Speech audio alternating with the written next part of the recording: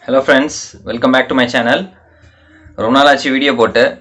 சரி, இப்போ ஒரு சைக்ளோனால ரொம்ப பவர் கட் லைன்லாம் கட் ஆகிருக்கிறதுனால வந்து ரொம்ப வீட்டில் இருட்டாக இருக்குது, பவர் கட்டிங்க. ஸோ அதுதான் கேண்டில் லைட்ஸை வச்சு ஷூட் பண்ணிகிட்ருக்கேன். ஆக்சுவலாக இன்றைக்கி நம்ம என்ன கிராஃப்ட் பண்ண போகிறோன்னா இந்த கேஸ்கெட்டை வச்சு தான்.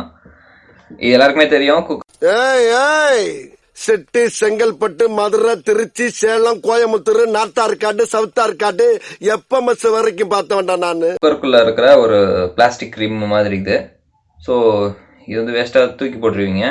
ஸோ இந்த கேஸ்கெட்டை வச்சு எப்படி ஒரு யூஸ்ஃபுல்லான ஒரு கிராஃப்ட் பண்ணலாம் அப்படின்றத பார்ப்போம்.